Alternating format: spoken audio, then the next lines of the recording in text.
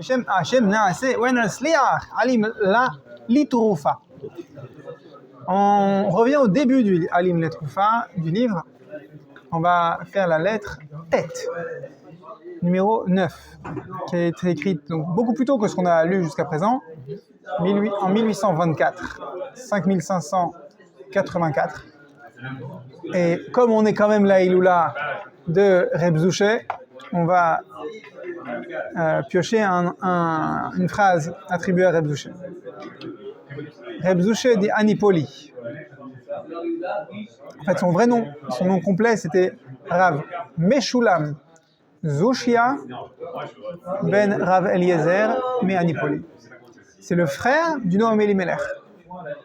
Il n'est pas connu pour avoir écrit un livre, pour être un tellement grand Talmid Chacham, mais c'est évident qu'il était un Talmid Chacham. J'ai un livre ici de Rav Scherter, Rav Yaakov Meir Scherter Sheikhie, qui est aujourd'hui un des mashpim, des rabbanim Breslev qui sont au carrefour des enseignements Breslev parce qu'il a connu tellement de générations, il a plus de 90 ans, il a connu le Chazon Ish, Rav Scherter. Et là il cite dans son Osef Amirtavim, c'est un peu le Alim Latrufa mais pour Rav Scherter. C'est un échange de lettres qu'il a avec ses élèves. Il cite Rav Zouchia.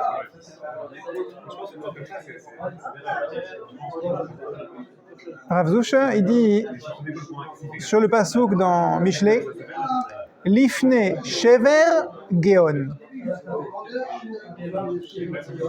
Lifne Shever Yigba Lev Ish. Ça, c'est un pasouk que Rabbeinu il utilise plusieurs fois. Avant le Shever, avant une fracture, avant une chute dans la vie d'une personne, Geon. Geon, ça vient de Gahava, ça ne veut pas dire Gaon, un génie, ça vient de, ici les Mefarshim, il rapproche ça de Gahava, l'orgueil. Donc, habituellement on dit, quand tu vois quelqu'un qui, tout d'un coup, il se sent plus, il a les chevilles qui gonflent, il a une poussée de Gahava, ça veut dire que juste après, il y a une chute, un shever, une fracture qui l'attend. Ok ? Ça, c'est comme ça qu'on lit ce pasuk habituellement dans Mishlei. Reb Zouché, sur ça, il cite Rashi. Al ze sherashi omer she'al makat kinim ne'emar etzba Elohimi. Donc dans notre paracha, etzba, makat kinim, c'était la paracha précédente, dans Waïra. Rashi il dit sur Makat Kinim, pourquoi est-ce que les sorciers de Pharaon disent que Makat Kinim c'était Etzba Elokim, le doigt d'Hachem? Pourquoi les sorciers ils ont reconnu que c'est Hachem qui a fait cette Maka? Rashi dit que le Kishouf il n'est pas cholette sur un objet, une créature qui est plus petite qu'un grain d'orge. La sorcellerie. Donc, puisque eux c'était des sorciers professionnels, ils reconnaissent que eux, en tant que sorciers, ils ne peuvent pas contrôler des choses qui sont plus petites qu'un grain d'orge. Or, les kinim, c'est la vermine, les poux, c'est plus petit qu'un grain d'orge. Alors là, Reb Zouché, quand il cite ce Rashi, il dit pas le Kishouf, il dit En Hashed Cholet. Apparemment, l'eau, c'était juste de la coloration. Je sais pas c'est quoi l'explication sur l'eau.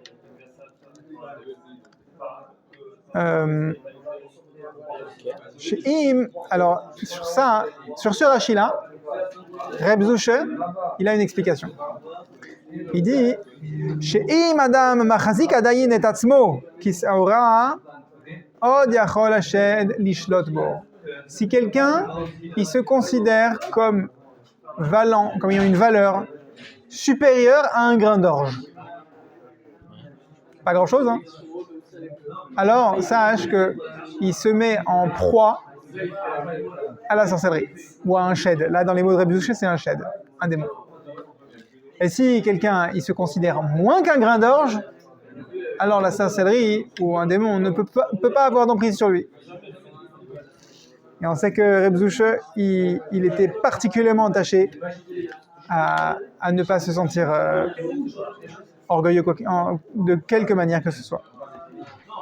Marzik, c'est quoi? Marzik, c'est se considérer. Alors, Bezrat Hashem, on va commencer cette Torah tête. Poussière et sang. Et alors, juste pour la remettre en contexte, Rabbi Nathan, il est revenu de son voyage déjà à Eretz Israël. Rabbeinu, il a fait un voyage en Eretz Israël. Rabbi Nathan, il a marché dans les pas de Rabbeinu. Rabbi Nathan, il a été en Eretz, il a fait un voyage comme Rabbeinu lui a recommandé de faire. Il l'a fait bien plus tard, mais il l'a fait. Il est revenu. Et donc là, on a dit en 1824, juste pour situer.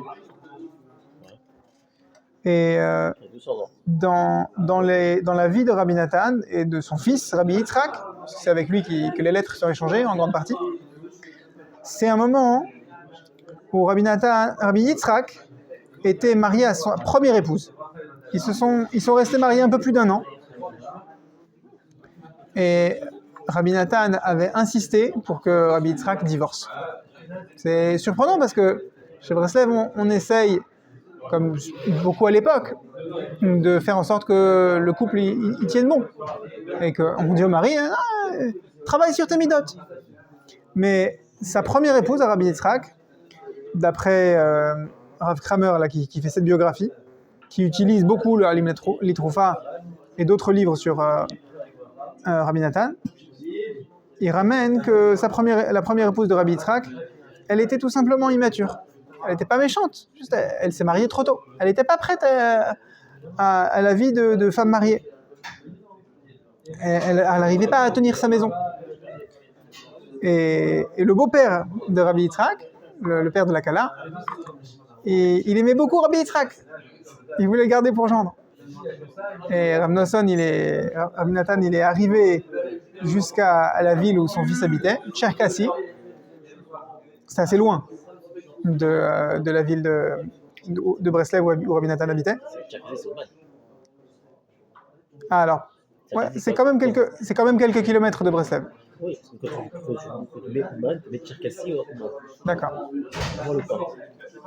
Et il est arrivé donc dans la ville de son fils, et il est sorti dans la rue, après avoir redit, regarde, c'est bon, il faut que le couple divorce. Le beau-père a insisté, non, s'il te plaît, essaye encore de faire le shalom avec ma fille. Rabbi Nathan est sorti dans la rue et il a dit, oh, il est en train de tuer mon fils. Le beau-père, en faisant le lourd, en disant, s'il te plaît, reste avec ma fille. Rabbi Nathan, il a dit, ce beau-père-là, il est en train de tuer mon enfant. C'est fort comme mot. Bezrat Hashem, on va embrayer sur des sujets plus joyeux dans la lettre, mais Rabbi Nathan, quand il mâche pas ses mots, il y va à fond. Donc, la lettre numéro tête, 9. D'abord, Rabbi Nathan, il envoie une belle louange à son fils, en lui disant « Mirtavcha kibalti, j'ai reçu ta lettre. Ahuvi béni, mon fils aimé. Vehayalil nachad gadol. Ul meshiv nefesh. » Ta lettre m'a fait un grand plaisir, une grande satisfaction. Ul meshiv nefesh, ça m'a rasséréné mon âme. Et là, il dégaine un passouk du Tehillim 119. Sa sanochi al imratecha kemotsei shalal rav. On fera ça plus tard. Non, ça c'est la page 9. Plus loin. Donc dans le Tehillim 119, David Amelech, il parle de la Torah. Sa sanochi al imratecha, je me réjouis. Sas, misasson. Je me réjouis de tes paroles, des paroles de Torah d'Hachem. Rabbi Nathan, il applique cette louange à la lettre de Rabbi Nathan, de Rabbi Yitzhak. pour dire à son fils, regarde combien je me réjouis de tes paroles. Rabbi Nathan, il reconnaît qu'il a attendu 10 jours pour répondre à la lettre de son fils. J'ai reçu ta lettre dimanche de la semaine dernière, et là ils sont Yom Hamishi, ils sont un jeudi, plus de 10 jours.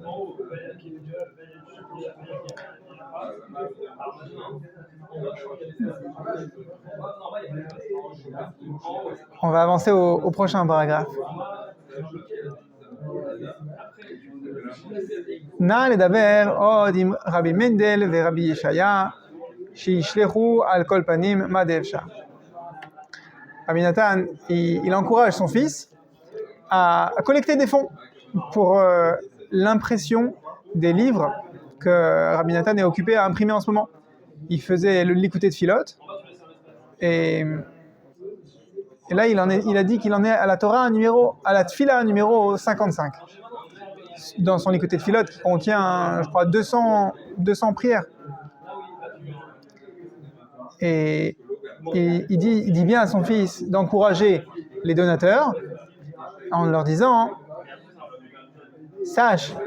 fais-leur savoir que en soutenant l'impression des livres de Rabbi Nachman, Yechaye kama nefashot mi Israël, ça va ressusciter combien de neshamot du Ham Israël, ki yisayehu harbe bizchut harabim ledorot. Tu vas apporter une grande aide pour le mérite du plus grand nombre, zchut harabim, ledorot, pour les générations futures. Rabbi Nathan, il sait très bien qu'il est le passeur de relais des enseignements de Rabbeinu. À une époque où il est arrivé qu'il y avait à peine minyan à Ouman Rosh Hashanah. Et il sait, ok, ça c'est un passage à vide, entre guillemets. C'est comme quand tu démarres, tu veux faire le mode dragster sur la voiture, tu mets le frein à main et tu fais vrombir le moteur. Au moment où tu lâches les freins, vroom sur les chapeaux de roue. C'est ça sur les chapeaux de roue. Là, ils étaient en mode faire vrombir le moteur avec le frein à main serré. Et sauf que la puissance du moteur, elle repose sur Rabbi Nathan.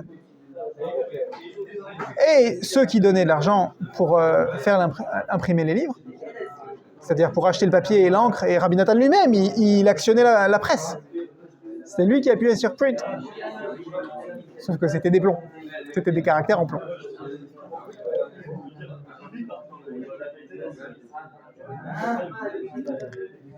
Ensuite, Rabbi Nathan commence à tailler le costard de son fils. Et là, tu vas me dire, oui, on a déjà vu, on a déjà entendu. C'est d'autres mots qu'on a besoin d'entendre. Parce que Rabbi Yitzhak, il ressemble beaucoup à notre génération. Il ressemble beaucoup à une génération TikTok, une génération qui fait capter son attention ça et là, et il n'arrive pas à focaliser son attention sur une chose. Et Rabbi Nathan lui rappelle Derech habal davar, les balbel, l'habitude du Yetzer Hara, du Baal davar, c'est d'embrouiller la personne. Pourquoi Rabbeinu il appelle le Yetzer Hara le Baal davar? C'est une Gemara connue, ou un Midrash, j'ai oublié. Le Yetzer Hara, il est comparé à une personne qui court dans le marché et qui capte l'attention de tous les clients. Il prend son poing, il le lève et dit « J'ai un trésor dans ma main, j'ai un trésor dans ma main !» Et tout le monde court après lui.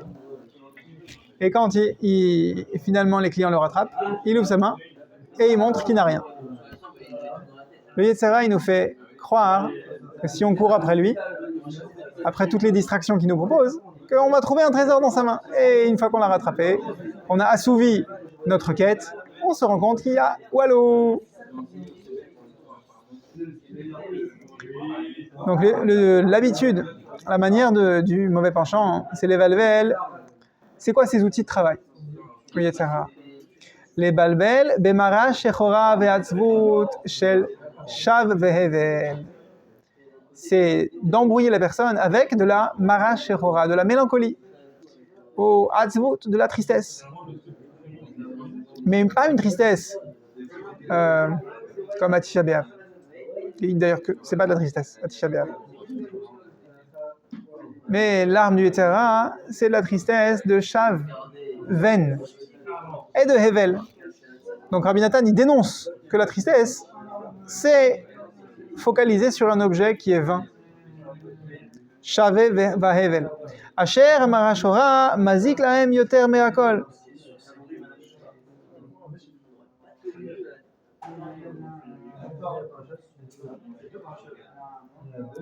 Rabbi Nathan dit à son fils, mon fils, je vois que malgré que tu es un homme adulte, Baruch Hashem, mature, puisque je t'encourage à divorcer de cette femme qui était immature, malgré tout, je dénonce que tu es préoccupé par des marchavot hevel shel bnei haneorim. Tu te préoccupes de choses qui concernent les adolescents. Tu es un homme adulte et tu t'occupes de soucis de jeune homme, d'adolescent, pas d'adulte. Et Rabbi Nathan dit, ces perturbations de l'attention, c'est mazik meod pour les jeunes hommes. Oui, Rabbi Nathan, il est à fond dans les Shovavim, comme nous, puisqu'il a écrit cette lettre, j'ai oublié de le dire, lors de Parashat Bo, comme nous. C'est pour ça qu'on l'a choisi. Donc, les jeunes hommes qui sont, les adolescents qui se trouvent aux prises avec le Yetzer Hara de la tristesse, qui les focalise sur des vanités, cette tristesse-là, elle est source de beaucoup de dégâts pour ces personnes-là. Et aujourd'hui, la crise d'adolescence, elle peut durer jusqu'à au-delà de 30 ans. Des fois, se confondre avec la crise de la cinquantaine. Je sais pas, j'ai pas 50 ans encore, mais le principe, il est là, se laisser embrouiller par des vanités. Rabbi Nathan, il va continuer à tailler un costard. Finalement, qu'est-ce qui mérite de se laisser embrouiller? Le fait même d'être méboulbal, c'est ça le problème. Qu'est-ce qui vient du mot, quel héritage de la Torah vient du mot méboulbal? Le Talmud Babli, parce qu'il a été fait à Bavel. C'est quoi Bavel? La tour de Bavel, c'est là où Akadosh Baruch Hu bilbel et ta'amim. Il a embrouillé les peuples en leur faisant chacun une langue. Et le Talmud Babli, pourquoi il est appelé Babli? Pas juste parce qu'il a été écrit dans la région de Babel. Composé. Parce que il est présenté sous la forme d'une confusion. Alors que dans le Talmud Yerushalmi, tout est bahir, tout est clair, tout est lumineux, limpide. Mais quand tu te mesures au Talmud Babli, à la difficulté d'analyse, de réflexion, tu ressors pas même boulbal. Parce qu'en fait, c'est quand même un exercice, ce bilboul. C'est un sac de punching, c'est un sac de boxe. Une fois que tu t'es fait les muscles dessus, tu vois beaucoup plus clair.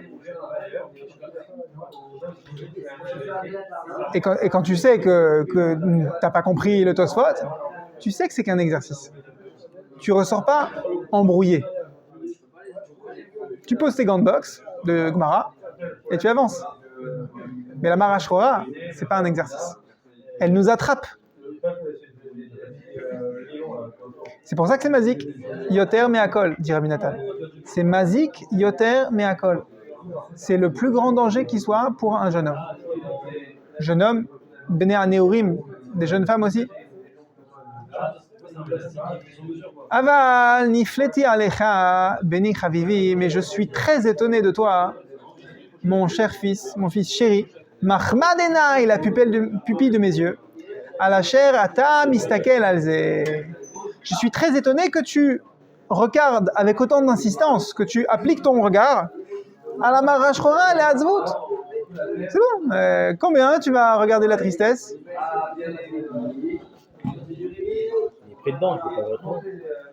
Toi, tu dis qu'il est pris dans les filets. Ki raoui lecha lehavin להבין מהדברים אשר כבר שמעת בביתי ובספרי רבנו ז"ל. Raoui, il serait convenable. Je pensais que tu avais déjà compris, grâce aux enseignements de Rabbi Nachman que je t'ai transmis. She'en lecha listakel al shum mara shchora ka'ele klal. Il n'y a aucune mélancolie, aucune pensée négative qui mérite que tu lui accordes un regard.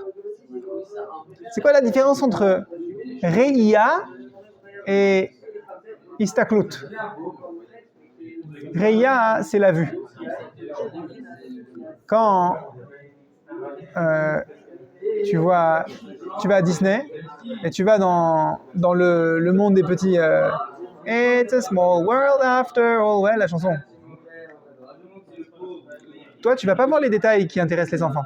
Parce que tu aimerais bien que ce soit fini. La chanson, elle est entêtante au possible. Tu sais pas combien de jours tu vas te la coltiner dans la tête. Les couleurs, elles sont, comment dire, abrutissantes, aussi sucrées qu'un paquet de Skittles. Ça te remplit la tête. Tu voudrais juste que ce soit fini. C'est horrible comme attraction. C'est trop sucré. Et ben, tu vas pas te souvenir de tous les détails de l'attraction parce que tu voudrais déjà que ce soit fini. Mais les enfants, ils se reconnaissent dans ça. D'accord? Les enfants, ils vont avoir Istaklut. Ils vont regarder. Oh, lui, et la petite figurine avec la robe, et le petit garçon avec le sac à dos, et la casquette. Ils vont se souvenir des figurines parce qu'ils se reconnaissent dedans. Ils s'identifient aux figurines. Toi, pas du tout. Donc, si on te demande, il y avait un petit bonhomme avec une casquette rouge et une salopette bleue, tu vas dire Mario, non, il n'était pas là. Mais l'enfant, il va dire oui, je me souviens, il avait une trompette et il va te ressortir tous les détails parce qu'il a fait Istaklut. Il a regardé avec insistance. Mais toi, tu n'as fait que Re'ia. Tu as aperçu. Et encore, tu aurais voulu ne même pas les voir. Alors, Rabbi Nathan, hormis la Shmirat HaEnaim, le fait de préserver son regard, au Hachem, à l'époque de Rabbi Nathan, il n'y avait pas des panneaux publicitaires. Donc cette question, elle n'était pas tellement d'actualité. Mais on peut la transposer, comme Rabbi Nathan il parle de la tristesse, nous on peut transposer ça sur déjà les dangers phénoménaux auxquels Hachem nous expose dans notre génération, avec toutes les re'iyot, avec toutes les visions qui sont autant d'épreuves où notre travail c'est l'oleistakel, de ne pas regarder avec insistance. Dans les mots de Rabbi Nathan, c'est ne regarde pas avec insistance la mara shchora. Et ça concerne les hommes et les femmes. C'est-à-dire que quand un homme et une femme ils sont en train de conduire, ils vont à un mariage, sur la route, ce serait un très grand chesed qui fasse le choix de faire un détour loin de tous les panneaux publicitaires. Ouais. Parce que les panneaux publicitaires, pour une femme, bon, qu'est-ce qu'elle en a à faire? Mais pour un homme, c'est une avéra de les regarder avec insistance. Et arrivé une fois au mariage, il est possible que la femme, elle voit ses copines et qu'elle ne calcule pas la robe d'une telle ou un tel, mais que le mari, il ait beaucoup de mal à regarder avec aussi peu d'intérêt les robes de chacune, qu'il a regardé l'attraction de Disneyland. Rabbi Nathan, il dit, tu sais quoi? La mara shchora, la tristesse, la mélancolie, elle est aussi très séduisante. Pour les hommes comme pour les femmes. Et notre travail, on ne va pas prétendre qu'on peut se préserver de voir la tristesse. Elle nous encercle, la tristesse, on est assiégé. Au moins, l'oleistakel, ne pas regarder avec insistance. Pourquoi c'est tellement important? Ki amara shchora ve'atzvut ve'achashashot ve'abilbulim, et les embrouillements les soupçons. Est-ce que j'ai bien parlé à ce bonhomme-là? Est-ce que se poser des questions comme ça à non plus finir?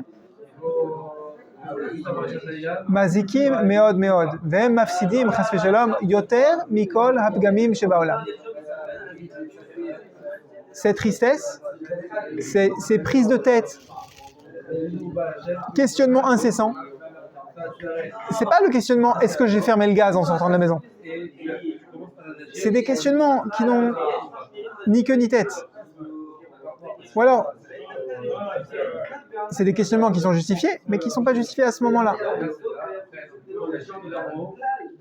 C'est mazik plus que tous les défauts, tous les pgamim dans le monde. On sait que se mettre en colère, c'est un pgam. La jalousie, c'est un pgam, c'est un défaut. Mais Rabbi Nathan dit la tristesse et les prises de tête qui sont générateurs de tristesse, c'est le pire de tout. On va avancer et on va voir quelque chose qui est encore plus lié à notre période, à notre paracha. Notre période, c'est quoi? C'est quoi la période de paracha de Bo? C'est plus Hanouka, c'est pas encore Tu Bishvat, c'est encore moins Purim, c'est Shovavim. Shovavim, ça veut pas dire forcément jeûner depuis la Havdalah jusqu'au Kiddush, ou jeûner un jour sur deux, ou se flageller, se rouler dans la neige. Il y a des notions qui nous concernent tous avant ça. J'ai fait absolument rien de tout ce que je te présente. Je me suis pas flagellé, je me suis pas roulé dans la neige. Par contre, j'espère qu'on pourra essayer d'attraper ce que Rabbi Nathan nous dit de Shovavim. J'ai vu ça cette semaine, il dit que c'est bien de jeûner le lundi et le jeudi. C'est pourquoi, mon fils, écoute mes paroles. Je ne fais que citer Rabbeinu. Rabbeinu Zal. Vechazak, vechazak, vetatril bechol yom mechadash. Voilà, on peut s'arrêter là. C'est la phrase centrale de la lettre de Rabbi Nathan. Chaque jour, tatril mechadash. Chaque jour, tu recommences à nouveau. Mechadash, à neuf. Et là, on est obligé de citer le fameux Rashi de notre paracha, qui renvoie au premier Rashi de la Torah. Achodesh hazeh lachem, rosh chodashim, lechodshei hashana. La mitzvah de Kiddush Levana. Dans notre paracha de Bo, Hachem donne à Moshe Rabbeinu la mitzvah de sanctifier la lune, sanctifier le nouveau mois, en reconnaissant le moment où la lune renaît.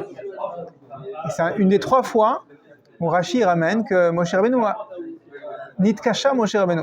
Il a eu une question, il n'a pas compris. Je prétends pas comprendre ce que Moshe Rabbeinu n'a pas compris. Il n'a pas compris ce que Hachem lui a demandé. Et Hachem lui a montré, les Midrashim m'expliquent, que Hachem lui a montré, en pointant du doigt, c'est ça le renouvellement de la lune. C'est quand la lune passe par ce point où elle est disparue et où elle recommence au niveau d'un point. Une nekuda, le molad. Le molad, la lune, elle renaît. Elle est je ne sais pas comment ça s'explique astronomiquement. Elle est un point. Maintenant, est-ce qu'on va dire que Hachem, il a fait un cours d'astronomie à Moshe Rabbeinu, il a dit, tu prends ton télescope, tu te tournes dans telle direction. Non, c'était pas ça le cours. Moshe Rabbeinu ne comprenait pas comment le Ham Israël, qui est comparé à la lune, va se renouveler à partir de rien. Quand on passe dans un état où le Ham Israël Kaviachol, il est complètement invisible, complètement sous l'eau, comme la lune qui disparaît chaque mois, comment est-ce qu'on va se renouveler? On n'est pas des éléments de la nature, nous. On ne peut pas, comme la lune, s'appuyer sur une loi physique et renaître. Alors comment est-ce que Moshe Rabbeinu demande à Hachem comment c'est possible que l'Am Israël y renaisse? Une fois qu'il est sous l'eau, c'est fini. À moins que tu nous donnes un tremplin. Faut que tu nous aides. mais naturel, par nos lois spirituelles, l'existence du Ham Israël, comment ça se fait qu'on puisse renaître? Quand un juif il met la tête sous l'eau, il faut que ce soit toi qui nous sortes de l'eau. Comment est-ce que nous allons sortir de nous-mêmes la tête de l'eau? C'est ça le chidouche. C'est ça la première mitzvah que le Ham Israël a reçue en tant que nation. Dans Parashat Bo, de faire Kiddush Levana. On a reçu la mitzvah de sanctifier le nouveau mois. Le principe de Kiddush Levana, c'est de la même en très très békitsour, d'accord. Si Moshe Rabbeinu l'a pas compris, je te prétends pas qu'en 30 secondes je vais t'expliquer. Mais le principe, c'est l'Aitrachut. Le juif, il fonctionne sur un schéma de tous les jours je me renouvelle. Et cet enseignement-là, cet axiome-là, Moshe Rabbeinu, là, il le questionnait. Comment c'est possible qu'un juif, chaque jour, il se renouvelle? Alors Rabbi Nathan, il va nous donner une clé, que probablement Moshe Rabbeinu, il n'avait pas, puisque c'était avant Matan Torah.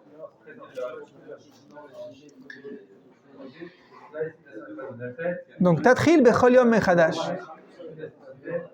Ve'al tistakel al shum bilbul umarash choraklal.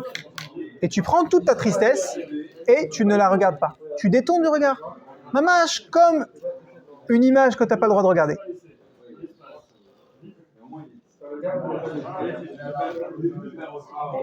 Rak techazek atzmecha liyot besimcha tamid al asher zachinu liyot mizera Israël. Comment tu trouves les forces de ne pas regarder, de ne pas attarder ton attention sur la marachora, sur la mélancolie, la tristesse? Uniquement, plutôt, en te renforçant entièrement sur Besimcha Tamid, être constamment joyeux. Mais quelle joie? La joie d'avoir descendu une bouteille de boucha? C'est pas de la joie, c'est de la holélout. C'est de la légèreté. La simcha, la chair zachinu, sur le fait que nous ayons mérité l'iyot misera Israël, d'être de la descendance de Avraham, Yitzhak et Yaakov.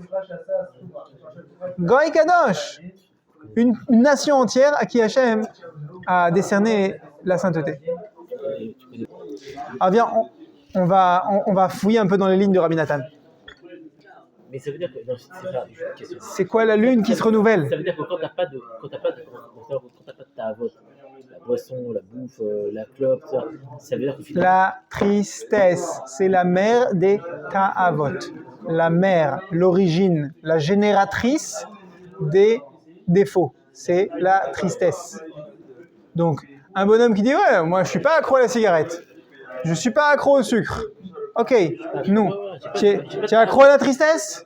Nous, alors, attaque le taureau par les cornes. Attrape le taureau par les cornes. Le bonhomme qui est triste, le Yetzer Hara, il n'a pas besoin d'user ses cartouches à le rendre addict à ceci ou cela. C'est bon, il est déjà dans ma poche.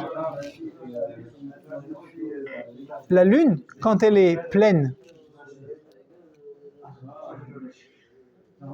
elle est, on va dire, elle est compliquée. Elle est pleine de tout ce que tu peux voir en elle. D'accord? Mais quand elle est vide, elle est complètement absente. Elle est simple. Elle est un point, au max. Alors l'Aitrachut, puisqu'on l'apprend, le renouvellement de la lune, ça va consister à devenir le plus simple possible, comme un point. Puisqu'on aime bien faire des liens avec la halakha, Rabbi Nathan il dit que la technique, c'est de te réjouir d'être misera Israël. Comment tu dis un juif en hébreu? Un Yehudi. Un Yehudi, ça veut dire un Yud.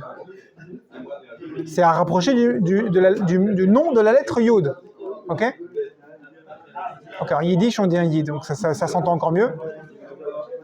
Comment tu écris la lettre Yud, d'après la halakha? D'après la halakha, donc, il y a plein de gens qui s'entraînent à faire sofrout ici, dans ce Beth Midrash. On a plein de livres de sofrout. La halakha, c'est que un point, c'est un Yud. Un point. Il n'a pas besoin d'avoir une pointe vers le haut ou vers le bas, ou un tag, une couronne. D'accord, il y a du lechatchila. A priori, d'après Rabbeinu Tam, il faut qu'il ait une pointe vers le haut, une pointe vers le bas, et avec un tag aussi, pour les Sfaradim. Mais le minimum du minimum pour écrire la lettre Yod, c'est un point, zéro. Donc tu vois que c'est la lettre la plus simple. Donc le juif, c'est quoi? C'est l'être le plus simple. La simplicité, c'est ça le juif. Donc dès que tu as du mal à être simple, sache que c'est sûr que tu n'es pas sur la même longueur d'onde que Rabbi Nathan qui te dit Titradesh. Renouvelle-toi. Tu veux comprendre ce qu'il te dit Rabbi Nathan, tu veux essayer de l'appliquer. Renouvelle-toi tous les jours. Au moins passe par un instant, 5 minutes. Je vais être simple. Il me faut mon café. Ok, plus tard. Là, tu es en mode simple. Je suis en mode yid. Yod, juste la lettre, juste le point. Je me détache, pas d'être un asset. Je me prive de matérialité. Je dis, j'en ai pas besoin. Après, je vais me prendre mon café avec un sucre, avec une gaufrette dedans. Ok, il n'y a pas de problème. Mais là, je vais passer par un moment, comme la lune, où elle est juste un point. Et est-ce que ça va me stresser? Non. Ce moment-là, c'est un mécor, une source de simcha. Il faut qu'on m'explique. Rabbi Nathan, roule. Livli liyot mitnaged. Comment est-ce qu'on fait là? Alors, pardon. Rabbi Nathan dit, réjouis-toi d'être misère à Israël, d'être de descendance des patriarches, et de ne pas être mitnaged, de ne pas être opposé aux enseignements de la chassidoute. On va expliquer. Quel bracha on fait le matin, dans les brachot du matin, sur le fait d'être misère à Israël? On dit Shelo Asani Goy. Pourquoi est-ce qu'on n'accorde pas la phrase de manière positive? Baruch Ata Hashem, She'asani, pas Kirtsono, comme les dames elles disent, sans le Shem Hashem. On aurait dit She'asani Yehudi, She'asani Misera Israël, She'asani Israël, comme la chanson. Non, il a tourné ça de manière négative. Pourquoi? Parce que c'est un point. Tu n'auras jamais fini d'être juif. Pourquoi? Parce qu'être juif, la Gemara, j'ai oublié quelle Masechet, elle dit, pourquoi est-ce que Mordechai à Yehudi, on l'a appelé Mordechai à Yehudi? Yehudi, à l'époque des deux Beth Mikdashot, ça veut dire qu'il est de la tribu de Yehuda. Il est de la tribu de Yehuda que par sa mère, au mieux. Et de par son père, il est tribu de Binyamin. Donc on devrait l'appeler juste Mordechai Hayamini. Ça veut dire tribu Binyamin. Pourquoi on l'appelle Mordechai Hayehudi?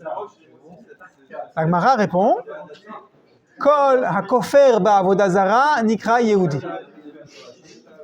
Pas Israël, pas Ma'amin. Le mot Yehudi, c'est-à-dire le point, la simplicité, c'est tout celui qui est kofer, c'est-à-dire qui renie la avodah zara, l'idolâtrie.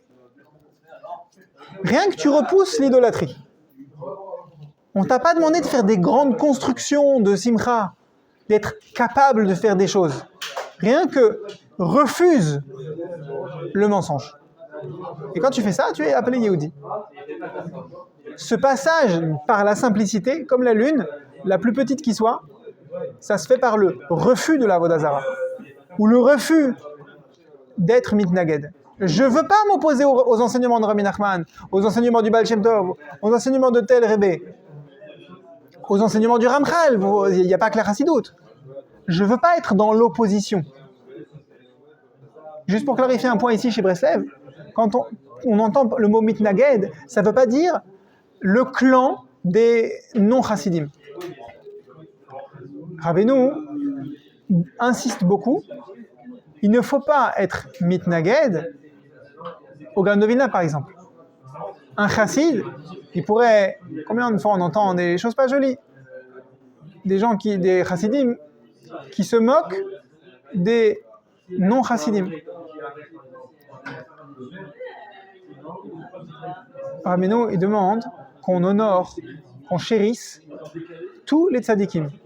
Et ça ne veut pas juste dire, ouais, tous les soirs, je vais allumer un Ner Neshama, j'ai un budget à 300 € de bougies de 24 heures tous les mois. Pour tous les tzadikim qui existent, ok, c'est bien, mais leurs livres. Si jamais il y a un bonhomme qui étudie, alors il y a Rav Edelstein, Rav Gershon Edelstein, qui est parti il y a un peu moins de 2 ans, qui a écrit un pirouche sur le Messialet Isharim, bah, ça me fait envie. J'aimerais bien l'étudier. Mais c'est pas un chassid. Ok. Mais c'est un gaon de notre génération. Il connaît ma génération. Donc il va m'expliquer le Messialet Isharim à ma taille. Rabbeinu demande qu'un chassid Breslev et que n'importe quel juif chérisse tous les livres. Et s'il ne le fait pas, alors qu'il faut qu'il sache, il est mitnaged. Mais je ne suis pas mitnaged de Breslev. Non, mais tu es mitnaged d'une autre dimension de la Torah. Donc tu es mitnaged d'un juif. Et ça, c'est inadmissible. C'est pas être juif. Alors c'est quoi? C'est avodah zara. Ouais, mais non, on n'a pas dit que c'est être idolâtre. D'accord. C'est la même dimension que être idolâtre. Et donc, ça empêche d'être besimcha. Ça empêche d'être simple. Ça empêche le ridouche se renouveler tous les jours. Alors là, Rabbi Nathan, quand il dit Ashrenu, qu'on n'est pas des mitnagdim, il parle de ne pas être mitnaged, de ne pas être dans l'opposition à Rabbi Nachman lui-même. Ok. Mais ailleurs, on a dit Rabbeinu, il a étendu ce principe à tous les sfarim des tzadikim des générations passées et actuelles. Et même futures.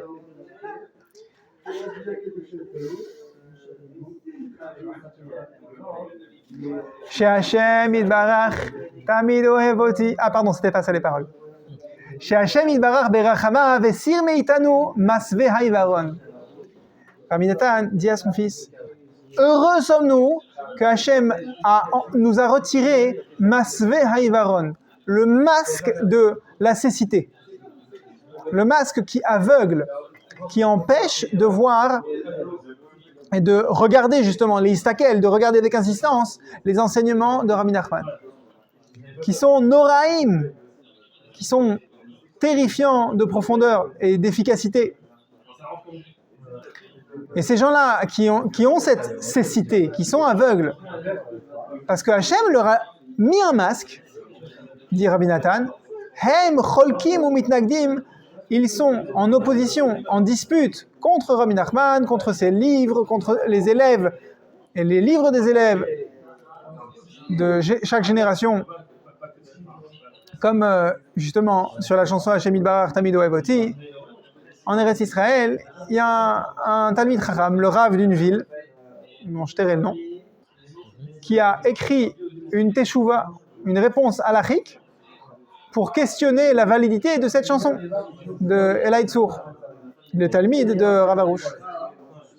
Pour dire, mais comment est-ce que c'est possible que Hachem, il va me donner quelque chose qui est mieux que ce que j'ai déjà maintenant? Si ce que j'ai c'est bien, alors comment ça peut être mieux que ce que j'ai maintenant? Il est rentré dans un pile-poule. Quand on lui a dit que c'est Rav Arush qui avait écrit les mots de la chanson, il a dit, ah, si c'est Rav Arush, alors je m'incline. Oh, il a eu l'intelligence. Mais avant de s'incliner devant un tzaddik qui est, Baruch Hashem, irréprochable dans sa émouna, de notre point de vue, il avait ce masque. Il s'est opposé. Pourquoi? Parce que c'est pas de notre fait. C'est Hachem qui nous met le masque ou qui nous l'enlève. C'est ça qu'il dit Rabbi Nathan. C'est ta faute si tu es juif? Non, j'ai pas de mérite d'être juif. Alors comme tu n'as pas de mérite d'être juif, tu peux t'en réjouir. Ça veut dire quoi? Je peux me réjouir, je peux me glorifier d'avoir réalisé, d'avoir accompli quelque chose, mais quelque chose pour lequel je ne suis pas responsable. Comment je peux me réjouir? Parce que le Yetzer Hara ne pourra jamais te le voler. Parce que le Yetzer Hara ne peut pas remettre en question quelque chose qu'Hachem t'a donné. Alors que les chachachot dont Rabbi Nathan parlait avant, les soupçons, ils peuvent toujours rentrer dans la tête de quelqu'un et dire « Mais pourquoi est-ce que je vais me réjouir de mettre les tefilines ? Peut-être que je le fais par habitude, peut-être que je le fais parce que on m'a éduqué comme ça, et pas parce que je fais la mitzvah Leshem Shamaim. » Et le bonhomme, il rentre dans une prise de tête. Mais être juif, on ne peut pas te le retirer, parce que c'est Hachem qui te l'a donné. Et là, il y a un mot-clé.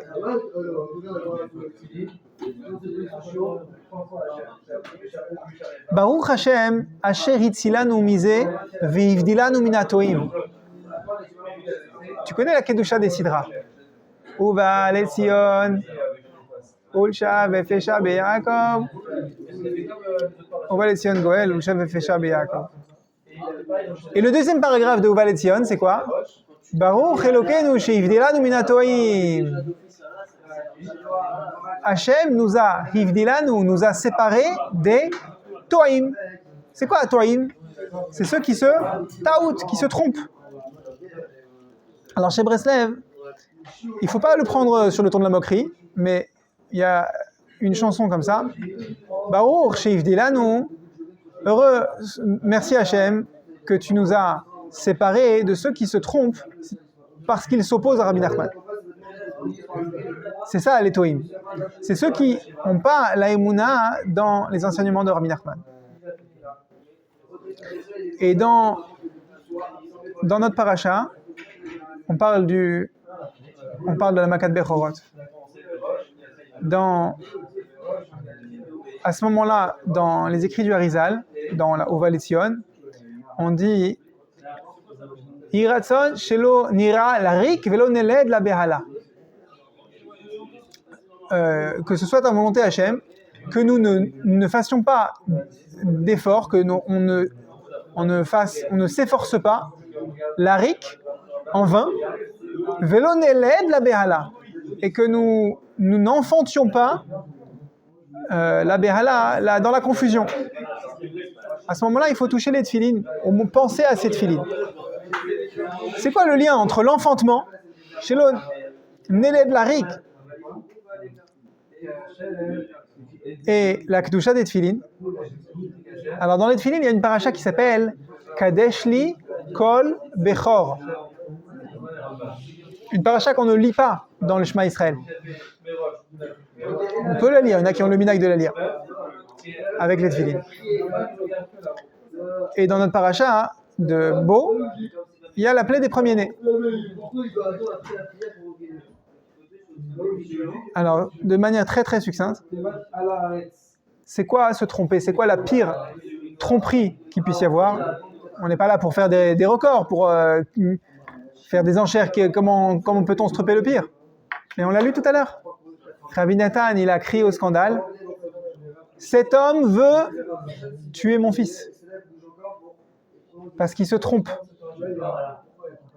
Si un homme il est marié avec une femme qui est immature, qui est une enfant, c'est une petite fille, c'est pas une femme, une épouse, alors ce mari il peut que se tromper, il peut pas grandir, il peut pas fonder un foyer. Celui qui veut s'opposer aux enseignements d'un tzaddik, du Gaon de Vilna, de Rav Edelstein, de Rav Kanievski, de Rabbi Nachman, il est toé, il se trompe. Alors quoi? Alors il va transmettre quoi à ses enfants? De la taout. Il va transmettre un judaïsme sélectif. Et si le père il sélectionne entre tel et tel tzaddik, tel et tel rav, le fils il va sélectionner là où il veut. Moi je sélectionne entre tel et tel mitzvah, chas v'shalom, dit le fils au père. Hachem il nous dit non, mets dans ta tête et mets dans ton bras kadesh li kol bechor. C'est-à-dire chaque Bechor, le Bechor c'est celui qui donne le ton à tous les enfants. Rabbeinu est dans l'Ikutei Moharan, j'ai oublié quelle Torah, il dit que la Emouna de chaque enfant, elle découle de la Emouna du Bechor, du premier-né. Et c'est à ce compte-là que le premier-né reçoit une double part dans l'héritage. Pourquoi est-ce que tu dois me sanctifier chaque Bechor? Parce que moi, Hachem, dans la Makat Bechorot, on appelait la plaie des premiers-nés, j'ai pris chaque premier-né d'Égypte. Donc toi, à ton niveau de papa, de chef de famille, tu dois sanctifier chaque Bechor. C'est-à-dire quoi? Tu n'en as qu'un seul Bechor. Tout ton Bechor. Tu ne dois pas le transférer en gruyère. Et comment tu fais ça? Comment tu sanctifies ton premier-né? La simplicité. La etrachut. Parce que toute complexité, toute sophistication, toute il me faut mon café sinon je fais un carnage, toute non moi je prends ça dans la Torah et je prends pas ça, ça empêche la etrachut. C'est comme une taxe. C'est quoi la avodah zara? Parce qu'on a dit Yehudi, c'est être kofer b'avodah zara.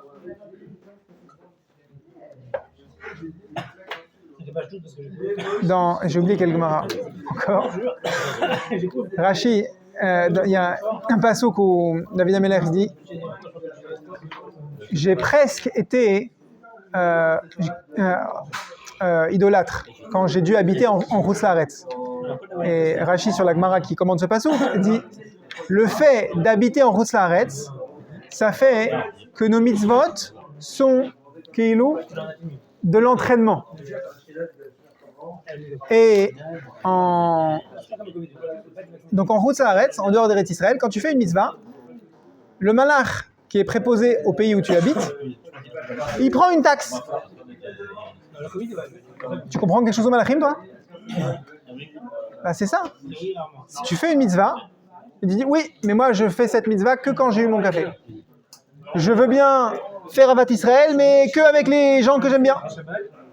Si tu me demandes d'avoir une oreille attentive à tel collègue de travail que je ne peux pas supporter, non. Ok. Alors sache que c'est le même schéma que la avodah zara. Tu as la mitzvah ici, et toi tu as posé des conditions à la mitzvah. Tu feras la mitzvah que à condition que. C'est une taxe. C'est la taxe que le malach il va se servir sur ta mitzvah. En Chutz La'aretz, tu peux vivre en Eretz Israël. C'est quoi? C'est faire les mitzvot de manière inconditionnelle. C'est faire les mitzvot sans sophistication, sans condition. Tu les fais dans la plus grande simplicité. Tu fais Kiddush Levana. Tu redeviens un point. On n'a pas dit que tu vas vivre comme ça constamment. Rabbi Nathan il dit qu'une fois par jour, tu dois le faire. Alors tu vas me répondre, oui, mais Kiddush Levana, c'est une fois par mois. Oui, d'accord. Peut-être que maintenant qu'on est encore plus enfoncé dans l'exil que quand on est sorti de Mitzrayim, peut-être qu'on a plus besoin qu'à l'époque de faire Kiddush Levana tous les jours.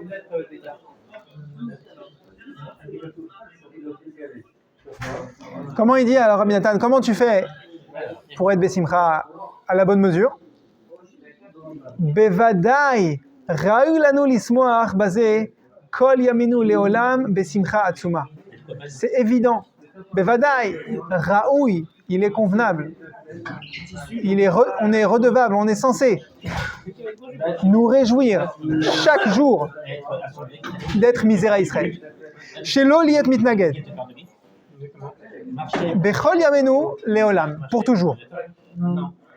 Mais de quelle simcha on parle? Une simcha rale bakret? Besimcha atzuma. Comment tu vas être besimcha atzuma? Déjà, c'est un truc qu'on te dit, c'est être simple, être un point. Être un point, c'est un état d'esprit qui doit générer en toi simcha atzuma. Chez En la quête, c'est une simcha qui n'a pas de fin. Ve'en shum mara shchora ve'atzmut shetuchal lebalbel. Et si tu attrapes cette simcha, aucune mélancolie, aucune tristesse ne pourra, les balbel otra, ne pourra t'embrouiller. Chas v'shalom.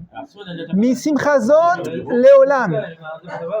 Tu seras indéboulonnable dans la simcha.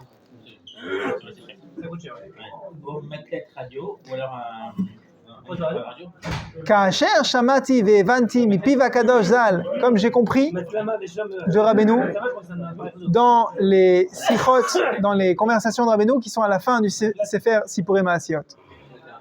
Qu'est-ce qu'il dit là-bas? Ikar itraskut ou simcha. L'essentiel du renforcement, d'être un juif fort, fort contre quoi? Fort contre la tristesse, c'est la simcha. Shenizke, lekayem et apasuk, ki chedvat Hashem hi mauzechem.